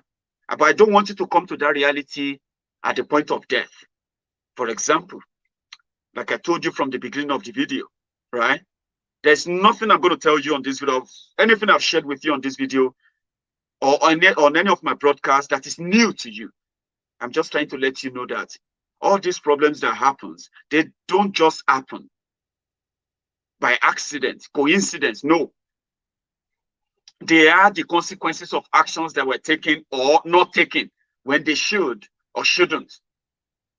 The consequences of poverty in Yoruba land, underdevelopment, and now insecurity in Yoruba land are due to they are the consequences of the decisions that were supposed to be made in the past that were not made. And here we are dealing with the consequences of that. You cannot defend yourself. You cannot carry AK-47 as a farmer in Yoruba land. But a Fulani man can carry that. How is that possible? How is that going to be acceptable? What kind of grammar are you going to speak to me to make me understand and accept that? That myself as a farmer, a victim of a Fulani, invasion, who invaded my farm, destroyed my farm, put me into your shoes or put yourselves in my shoes. Tell me that it makes sense for a Fulani terrorist to carry AK-47 without any gun license or anything. But I, as a farmer, who invested millions of naira on my farm, I am going to be classified as a criminal by the police, by the military, by the government for carrying AK-47, even if I have a license for it. That is a logic that is never in any way sensible, will never bring any peace. Any Yoruba man telling you to be careful of what you say about this issue is an enemy that you must be careful of. Don't be careful of what you say. Just be careful of what you don't say. Speak your mind. Push it. Say it the way it is. Because in doing so, you are telling those who are telling you to shut up. You are telling them that you won't shut up. If they continue the madness, you are not going to shut up. And you're going to fight back. Don't let them control your thoughts. Don't let them control your mind. Don't let them control what you feel or how you should feel about this whole thing. Don't let them make you a victim before you realize that this is real. It's as simple as that. Don't let anybody tell you to be careful. Anyone that uses careful, the word careful, when you are discussing the safety, which is the consequences of the failure of those criminals who claim to be political leaders in Yoruba land. If they can have a U-turn, if they can turn around and represent their people, which many of them are already doing, we appreciate that. Oni of Ife said is for giving Sunday Bubu. Thank you, sir. If that will calm the nerves or the rage, the needless rage in the mind of those who are looking for a loophole, something to tack on and discredit this campaign of self-defense in Yoruba land. So if you, Oni, the spiritual leader of the Oduduwa people, if Oni says it's forgiven Sunday Bubu, if that will appease those who are ready to bear, all those currents, fine. And so everyone else too, who is still going to join we're still going to jump into the fray. Defend Yoruba land is what we are talking about. Yoruba first. It's as simple as that. Your political career, your political ambition, your monetary ambition, and every other ambition you may have, should not supersede that of, or should not overshadow that of your people. Because when you finally get what you want, who are you going to, share that with? Your dead people or displaced, impoverished people? Yoruba land can be free. We can change the whole thing. We are changing the whole thing. We know we don't have all of them on our side, but guess what? We are doing the right thing. We have the right people on our side. Sunday will get all the support in it. Okay, he will be forgiven if he says anything that hurt or angers any of you, okay, because it's beyond him. It is completely beyond him. The support he's getting from us is because of his own sincerity. He's been so sincere to this extent. He's been doing it all by himself until they decided to wage the federal government and the political war against him to discourage other young people, which is the most thing that young people fear most. Whenever they decided to challenge the criminal establishment in Nigeria, they fear the crushing, the type of the crushing squeeze that these criminals are going to unleash on them, using the state, police, military, and the rest to crush them and squeeze them beyond recognition or beyond any repair possibly. Okay, but Sunday Igboho has guns. I'll keep saying it. The man get gone. If police and the military want to go after him, they are not going to go after Sunday Igboho alone. He has the army of young men and women who also have guns that will defend themselves. So if I was Fulani, or so if a Fulani man, a Fulani criminal, a jihadist in the forest tells us that nobody can do anything to him, well, tell him we have the army who are ready to say, no, you're wrong. Okay, just wait for us. We'll visit you and you tell us who gave you that right, that audacity to stay on the land of Yorubas, kidnap and kill them, intimidate and send their farmers away, destroy their farms and destroy their economy, and then tell them that they cannot do anything. We will come and see you, and you will say it to our faces. Okay? Sunday Igboho alone. If they push him, I'm saying this again before I go, because that is going to be the plan B.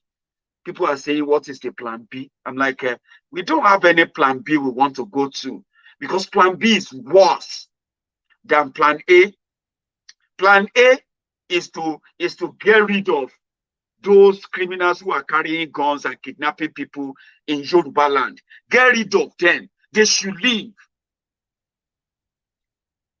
But if they now use their political power and all these other powers they would like to push, if they should by mistake, by error, by any means, send Sunday Igboho into the forest, that Sunday Igboho becomes somebody that you can no longer do live video with, that can no longer give you interview.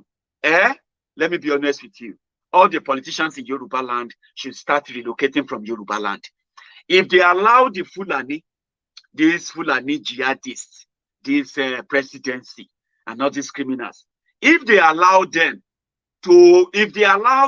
or allow the intimidation or blackmail, and they allow them to push Sunday Igboho out of the town, out of his house, and Sunday Igboho becomes somebody that is no longer in his house, and is now, out of his house, that you can't see him again, Baba, if you're a politician in Yoruba land, just run away.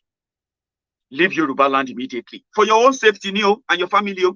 Whether you support them or you did not support them, if they should ever do a mistake, if any of these Yoruba politicians should ever support all these Fulani terrorists and send Sunday Igboho out of his house, as they are planning to say they are going to arrest him, they are going to kill him. He cannot fight government. He's not fighting government. He's fighting terrorists, except if you tell us that the jihadist criminals kidnapping our people in the forest, they are the government of Nigeria. Except if you are telling us that, then you can say Sunday Igboho is fighting the government. He's not fighting government. He's fighting terrorists, kidnapping our people in the forest. That is why we are raising the army to chase them away. Do you get that now? So if you continue to join those who are saying Sunday Igboho want to fight Fulani, is fighting government, that means you are telling us that the Fulani kidnapping us in the forest, they are the federal government, Abi. Is that what you are telling us? Then if the Yoruba politicians, Tinubu and co, if they should, the Easterners, you see what they did there to the Eastern governors, you see what they did to Mazi Nnamdi Kanu, invited Python dance, invited Buratai's killer squad to come and keep Biafrans so that they can send fear down the spine of the IPOB members. That's what they did. If you allow Yoruba governors to try that with Igboho, Igboho has gone on his own. He has his army. The whole of Ibadan God help us in Yoruba land anyway, if that should happen. Number one, Ibadan will no longer be Ibadan again. Just know that, okay? If they should try their Python dance, crocodile smile, crocodile jump, and Yoruba governors allow that, and some of you ignorantly support them, because you think you don't like Igboho and you don't like this and that and the rest of it. Igboho is not Omoyele Sowore. You know that, Abi. Igboho is not NSAS protester. You know that, Abi. Eh? The Mazi Nnamdi Kanu that they attempted to kill. Today, you know the ESN, Abi. Eh? Now, if Yoruba governor should by any greed, their own greed, if they should allow Fulani terrorists to bring in their soldiers, as Miyetiala continue to threaten all of us anyway, telling us that if we tell Fulani terrorists in our forest to go, we are asking for war. No wahala. I know some of these Yoruba, at least I know one or two of them that actually sit down and watch Maiyegun's diary video. I know one. There's a particular one that I'm very confident of. Every time Maiyegun is live, he will tune in and he will watch. If all of you working for government in Yoruba land, I always tap into my videos, watch my videos, 5 minutes, 10 minutes. If you manage to see this section, advise your governors. If they try what the Igbo governors did to Nnamdi Kanu, if they tried that with Sunday Igbo, send him out of the house. Sefini, they too should leave all the government houses. They should leave all this, all this convoy. Whenever they want to go to their states, all the politicians in Yoruba land, they should continue to run away, because I know what I'm talking about. Because only them, only Yoruba governors, Yoruba politicians, only them can allow Fulani terrorists in uniform to come in and intimidate Yoruba sons and daughters in Yoruba land for asking Fulani terrorists to leave their farms. They are intimidating your governors, threatening your governors. The presidency threatening your governors, threatening your politicians, threatening everybody, simply because of Fulani terrorists in the forest. You, ignorantly, you are saying, it's wrong now. I like what Igboho is doing. I just don't like his approach. It's very wrong to say, if they should do what they did to Nnamdi Kanu, to Sunday Igboho,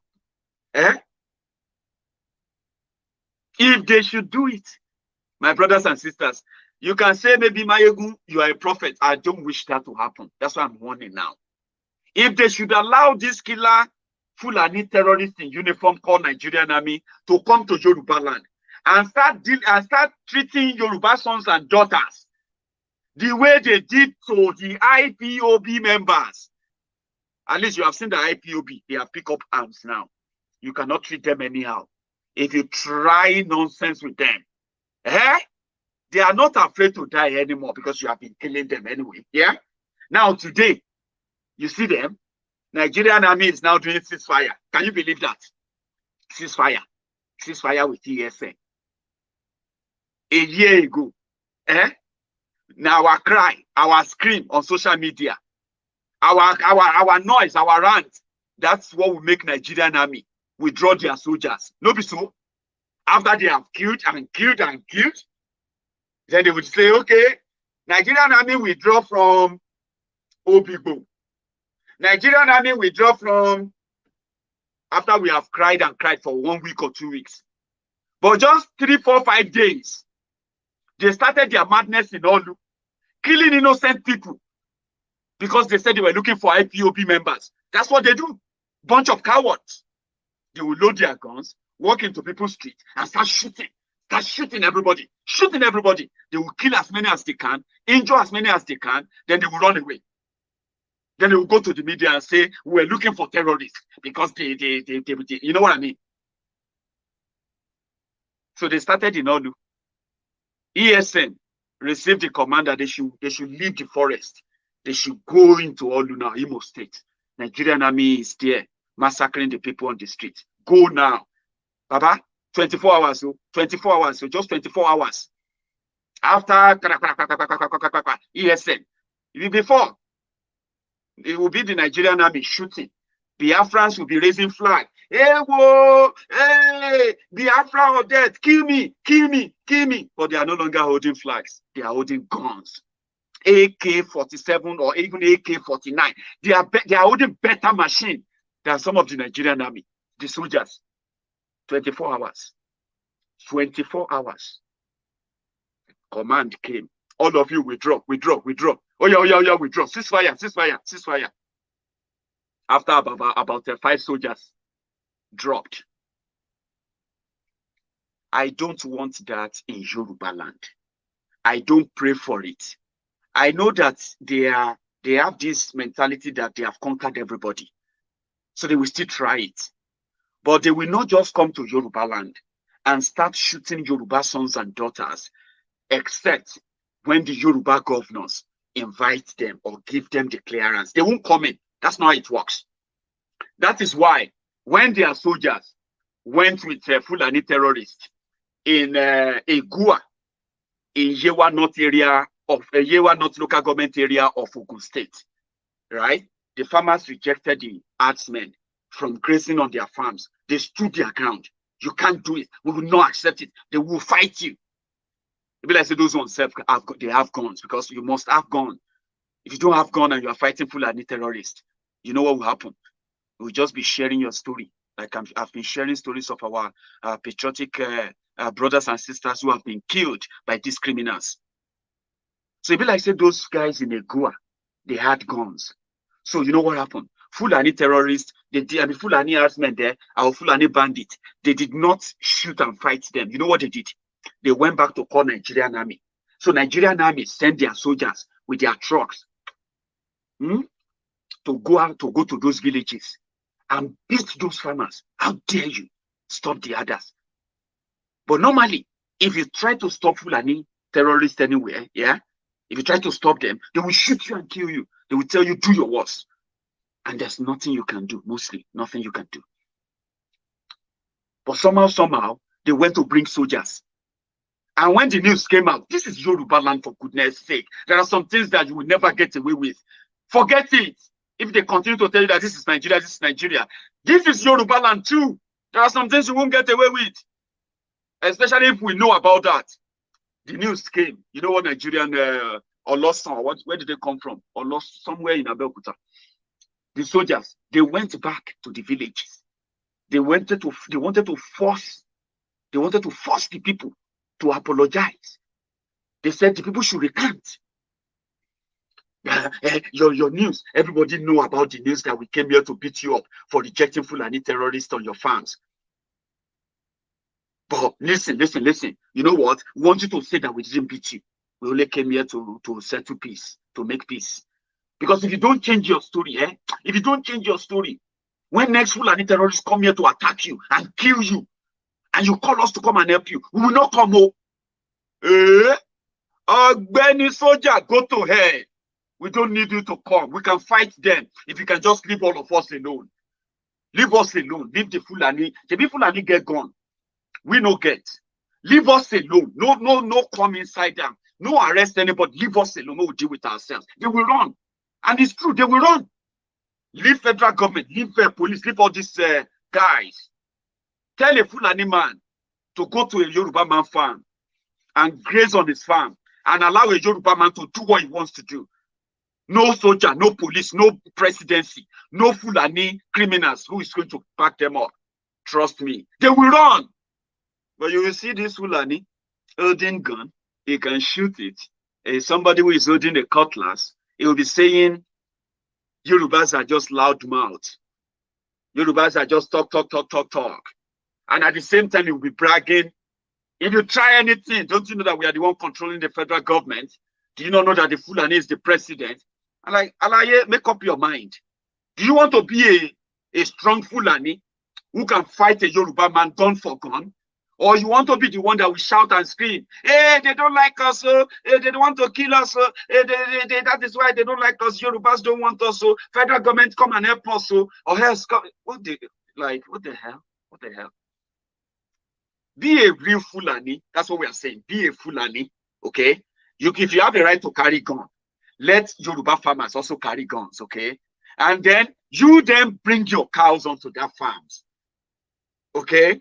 And tell the Yoruba man he is just all mouth. That's what we're asking for. Very simple. Very, very easy request. Leave your federal government out of it. And see if a Yoruba man can only make mouth. Well, so far so good. We have not been just making mouth. We have been ensuring that our people are now having confidence that they are still Yorubas. They have not turned to slaves on their own land. Do you get that now? That has been rekindled.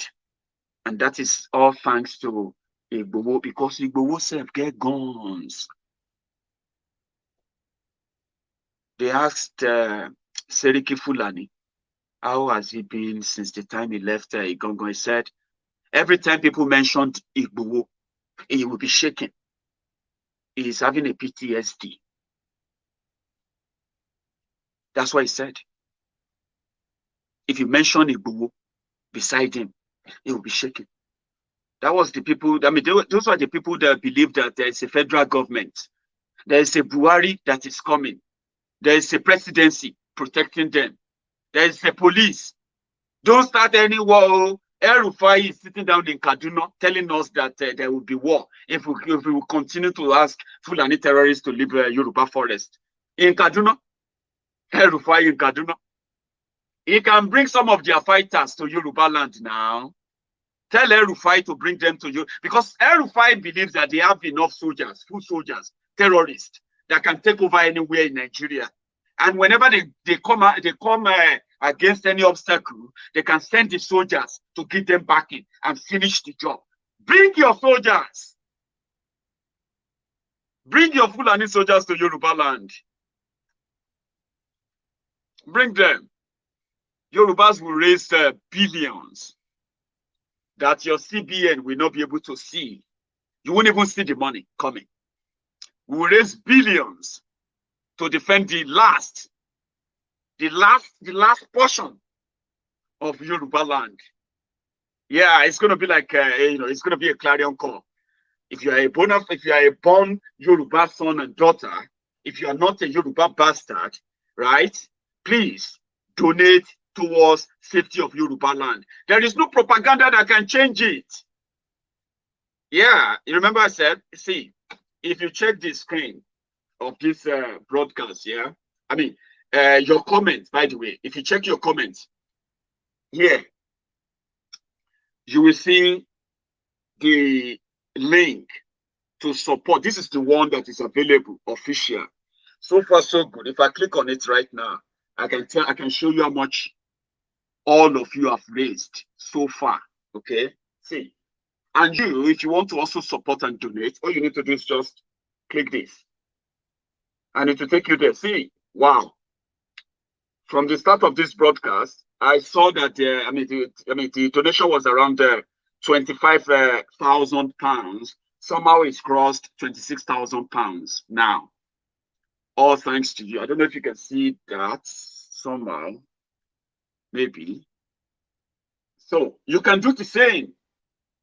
Go on there. What you are doing is that every time you put a penny there, every time you put a pound, what you are doing is that you are also registering your own protest against the insecurity in Yoruba land. And we want all the Yoruba politicians who are monitoring things not to think it's going to be an easy ride to use propaganda to win cause. We have the money. I mean, Yorubas in diaspora, we have the money. It's your money. You are in control of your money and you can choose where to spend your money. If your donation goes towards protecting the people in Yoruba land, and protecting those who are protecting the people in Yoruba land, you have done a lot. You have done your own protest. That's your own protest. So thank you very much if you have reached out.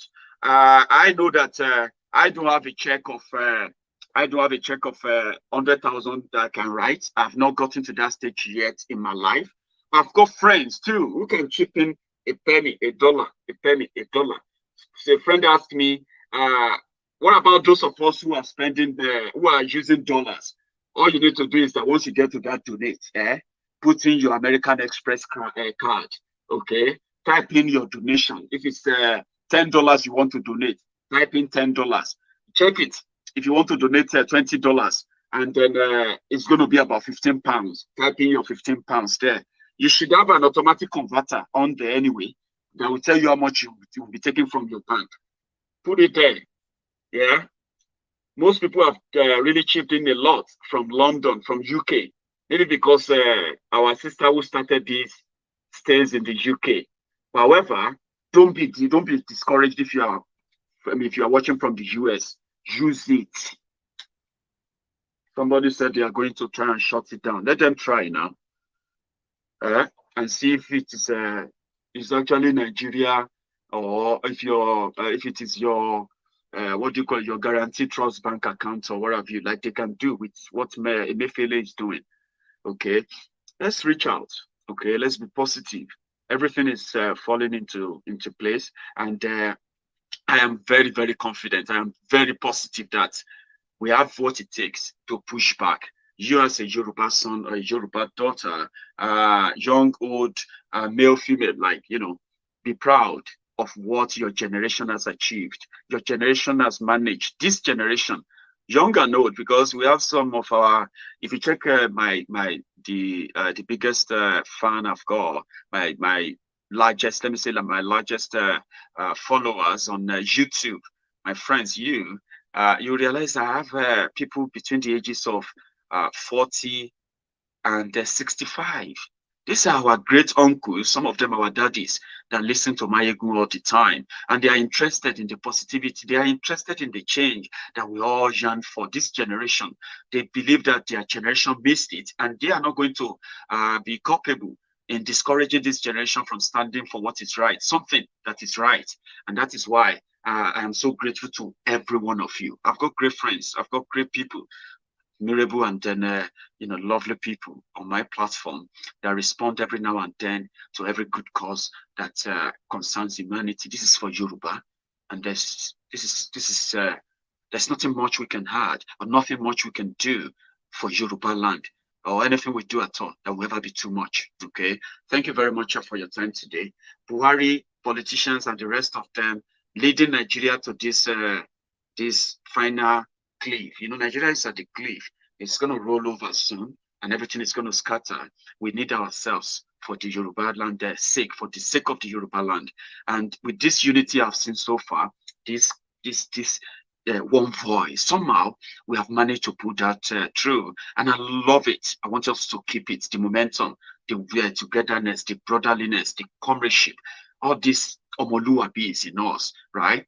That makes us leave behind our differences. Because don't let me lie to you, in Yoruba land we have our differences too, but I believe that we have a chance that if we ever have an opportunity of discussing a country, a Yoruba country, we'll be able to address all our differences, because identifying all our differences is the first step in building on them, rather than getting divided by them. Our differences should be our strength, and anything that comes in this manner that threatens our safety, our security, this is the time we just put aside our differences as Yorubas, and we speak in one voice. Yes, we have those who are catching in, benefiting from the rot, and they will love that status quo to remain.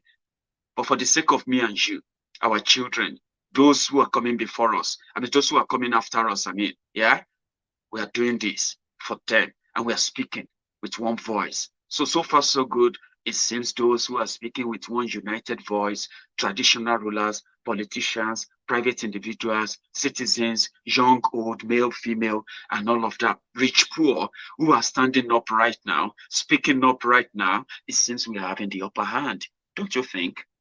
Let's keep the momentum going. Thank you very much for your time. I'm back to work tomorrow. If time permits, I'm going to see you again tomorrow evening. All right? Stay safe, stay strong, and remember, Yoruba first. Yoruba first. If you are a politician, remember, Yoruba first. If you are, not a politician, if you're a private individual, as a Yoruba son and daughter, wherever you find yourself, if there's any conversation, any decision being taken that is going to affect Yorubas positively, make a position, take a position. If it's going to affect Yoruba negatively, do the same thing, take a position. Remember, Yoruba first. Thank you so much for your time. I'm going to see you some other time. Please, you can give me that thumb up now. If you haven't, okay, close the chat. Give me that thumb up before you go. share the video still if you haven't, and you can also subscribe onto Maiyegun's Diary if you haven't as well. Okay, I'm gonna see you again when I see you. Thank you very much for your time, and good night.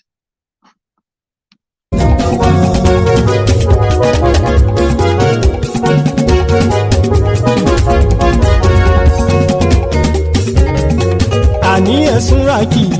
Maiyegun ti dé. Maiyegun ti dé. Ọ̀jẹ̀lú ẹ̀sùnra kì í. Maiyegun ti dé. Àní ẹ̀sùnra kì í. Maiyegun ti dé. Lórí Facebook. Maiyegun ti dé. Àní ẹ̀sùnra kì í. Maiyegun ti dé. Lórí YouTube. Maiyegun ti dé. Àní ẹ̀sùnra kì í. Maiyegun ti dé. Bọ́ bàbá gbé wúrẹ́. Àní ẹ̀sùnra kì í. Maiyegun ti dé. Ijó ìgbádùn yẹ. Àní ẹ̀sùnra kì í. Maiyegun ti dé. Pẹ̀sìdó bá rúfin o. Àní ẹ̀sùnra kì í. Maiyegun ti dé. Kí gómìnà kówó jẹ. Àní ẹ̀sùnra kì í. Maiyegun ti dé. Ọlọ́pàá tí ń darí bá. Àní ẹ̀sùnra kì í. Maiyegun ti dé. Aṣòfin tí ń rúfin o. Àní ẹ̀sùnra kì í. Maiyegun ti dé. Òpùrọ́ olóṣèlú. Àní ẹ̀sùnra kì í. Maiyegun ti dé. Ọ̀jẹ̀lú ẹ̀sùnra kì í. Maiyegun ti dé. Àní ẹ̀sùnra kì í. Maiyegun ti dé.